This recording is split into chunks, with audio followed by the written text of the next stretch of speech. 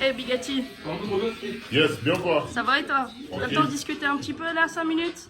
Tu me laisses juste le temps de finir ça. Et je suis à toi. Alors Bigatti, tu pourrais te présenter en quelques mots? Alors, moi c'est Bigatti, papa de Wani Emi Ezras, fils de monsieur Kanime Chakasongo et Sanga Chilumbu di Mama Rose. Du coup, tu nous expliques un petit peu d'où sort ce nom, ton blaze?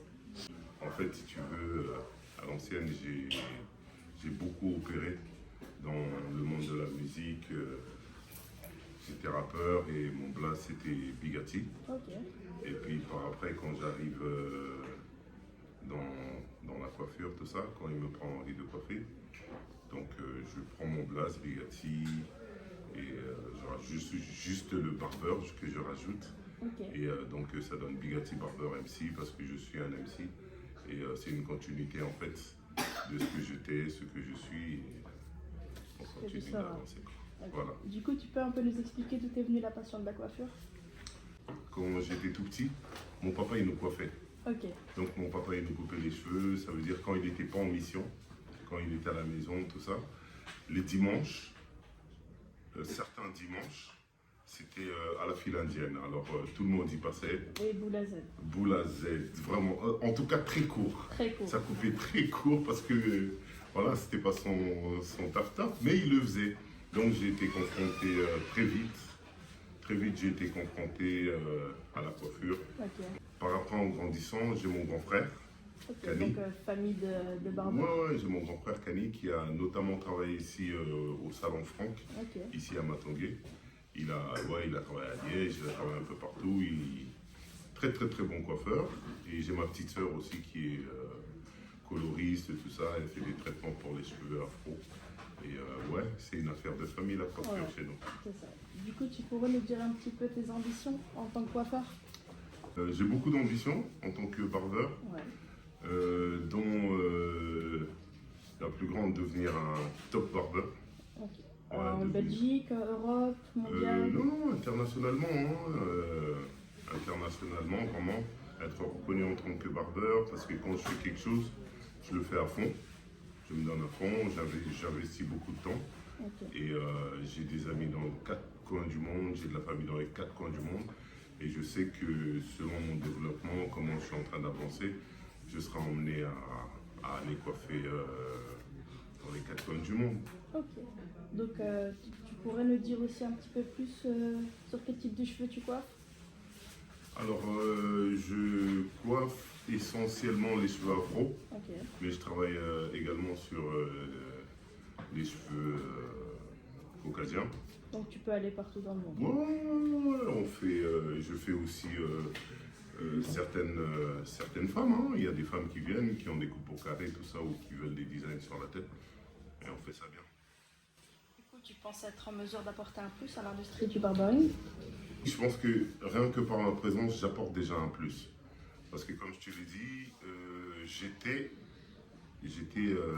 à fond dans le monde, dans le rap, tout ça. Mais quand j'arrive dans le monde du barbering, j'abandonne pas ma personne. Ok. D'ailleurs, j'ai un concept que je développe, c'est tous les vendredis, parce que j'aime ça, je kick la rime, parce que je suis beaucoup dans le partage aussi, j'aime bien partager ce que je fais. Donc j'invite des MC qui ont envie de kicker la rime, Ok. ils viennent et au salon de coiffure, on fait les MC et voilà quoi, c'est mon concept. C'est filmé aussi, on peut retrouver ça sur plusieurs On peut plateformes. retrouver ça sur les plateformes, donc sur YouTube on peut retrouver ça, Ok. sur Facebook on peut retrouver ça, et essentiellement sur Instagram, vu que c'est le truc d'aujourd'hui. Hein. Ouais. Et puis il y a quelques trucs aussi sur TikTok, donc voilà. Mais moi je suis pas un homme de réseau en fait, si tu veux, je suis un homme vrai. À la Donc réalité. si on veut vraiment retrouver ça quelque part, Il faut faut venir venir au barbershop. Je suis au 357 barbershop à XL à Matongué, donc voilà quoi. Est-ce que tu aurais des conseils à donner aux jeunes qui aimeraient se lancer dans la coiffure? D'être patient, de s'investir sans compter et d'apprendre à être précis. Parce que la coiffure, c'est plus j'avance, plus je découvre en fait que la coiffure c'est une histoire de précision. Bon, moi Dieu merci, j'ai fait du basket et j'étais très fort à 3 points, j'en ratais pas une. Donc l'histoire des précisions je connais, mais la coiffure c'est une histoire de précision et de beaucoup de patience. Quand on est patient en fait et qu'on s'investit à fond, je pense que tout doucement la qualité elle vient. Est-ce que tu auras un message à passer à ceux qui te suivent ou voudraient te suivre? À tous les gens qui m'ont toujours suivi, tous les gens qui m'ont toujours supporté, malgré les hauts, malgré les bas, d'accord, les gens qui étaient là, qui sont là et qui je sais seraient là. Donc si l'occasion se présente, il faut venir parce que c'est toujours Bigatti, c'est toujours moi, c'est une continuité. Donc j'aimerais bien aussi partager avec toutes ces personnes-là mes talents dans la coiffure. Et j'aimerais passer un spécial big up quand même à tous les gens de Denderle, de Alost, de Liedekerk. En fait, c'est des gens, j'ai commencé à coiffer, je veux dire, vraiment là. C'est là qu'on m'a offert l'occasion de travailler dans un salon pendant une longue période avec carte blanche.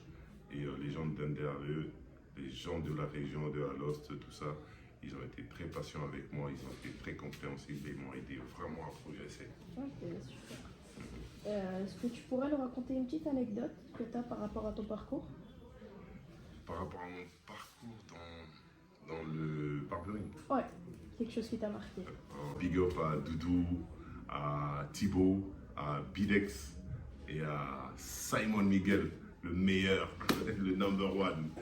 Alors, dans le salon chez Dunix, on était 5 coiffeurs. Et il y a un coiffeur qu'on appelle Simon Miguel. Alors, le truc qui m'a marqué, l'anecdote, c'est quoi? C'est qu'un jour, j'avais besoin d'une coupe. Et le gars, il m'a fait attendre toute la journée, il ne m'a pas coiffé. Et il reste à peu près un quart d'heure avant que le salon il ferme. Je me dis, oh, mais le gars, il m'a oublié ou quoi? Et puis, 10 minutes avant qu'on parte, il me dit, ouais, Tita, vas-y, viens sur la chaise, je te fais ta coupe. Je lui dis, mais c'est bon, c'est pas grave, on va faire demain. Et puis il me fait, non, viens, on va faire ça, mets ton chrono. Et j'ai mis mon chronomètre. Et le gars, il m'a fait une coupe avec les contours et tout, dégradé, très propre, en 4 minutes 39. Et ça, je veux dire, c'est un truc, j'ai vu beaucoup de coiffeurs, j'ai vu beaucoup de barbeurs, j'ai voyagé pas mal dans le monde et ça m'a toujours intéressé la coiffure. Mais lui, ce qu'il a fait là, ça m'avait vraiment choqué. Pour finir, tu peux nous donner ton top 5 de coiffure que tu as kiffé? Mon top 5 de coiffure que j'ai kiffé de tous les temps. Ouais, de tous les temps. En un, je dirais Bob Marley.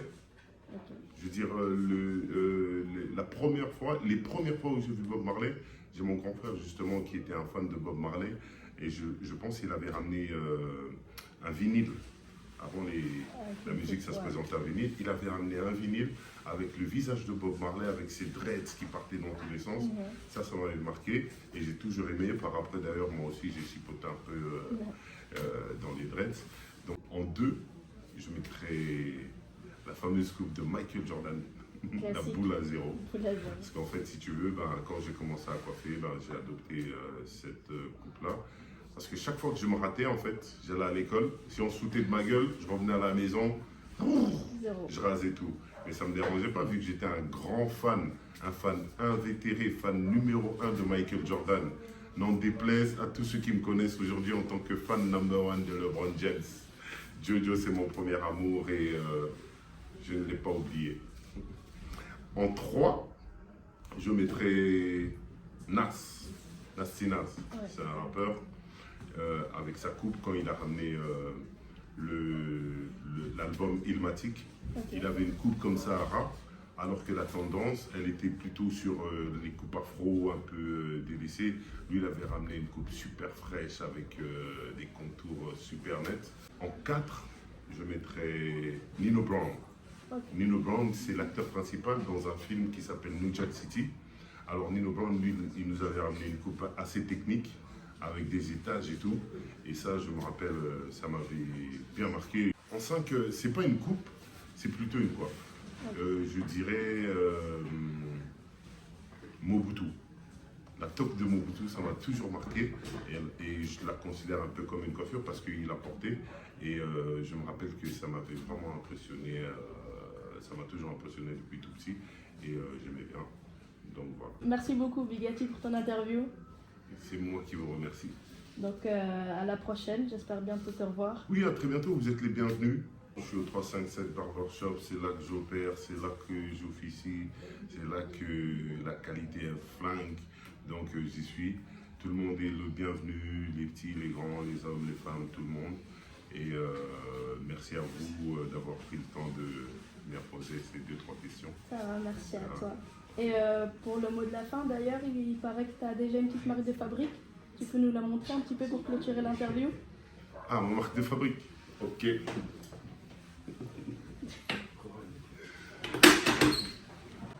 Coupé.